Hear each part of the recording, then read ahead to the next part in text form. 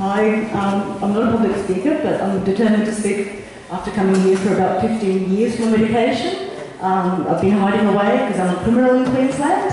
They have to put me on other medications which don't do me very well. But I just want to speak for Queensland because we do have this issue amongst the Parliament with this signatures in the petition, which I was very keen to sign. I'm glad to see that everybody has got up there supporting it. I just want to say that when it was before the TGI, I started doing a little bit of research because there's a lot of talk about there needs to be a little bit of research.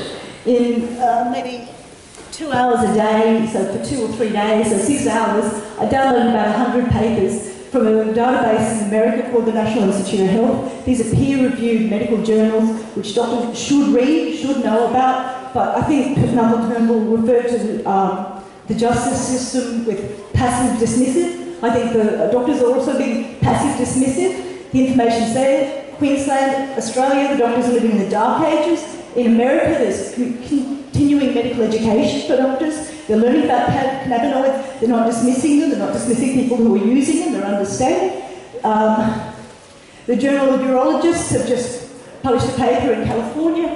Cannabis smokers are 50% less likely to get bladder cancers. There's tumours, gliomas regressing. There's metastatic breast cancers regressing. There's, from my field, psychiatry, there's anxiety being helped. There's social phobias being helped. In neurology, there's multiple sclerosis being helped. There's dementia being helped, Alzheimer's, Parkinson's, behavioural disorders, as well as epilepsy. There's improved cognition. All these benefits are clinically proven. I've written to the Health Minister of Queensland, the Health Minister of New South Wales, the Federal Health Minister, the AMA, the Australian College of GPs, all of the last week saying this evidence exists. I've published all the papers on Google Plus and on my Facebook page. They have to open their eyes. It's a shame on them that they're forcing dangerous drugs on people.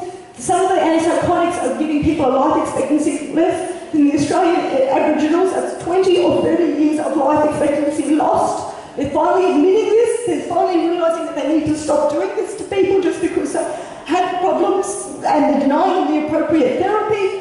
I hope this madness ends. I hope people who need it, particularly the neuritis, it's a fantastic study showing people with neuritis are getting improvements. We've had clinical cases speaking here.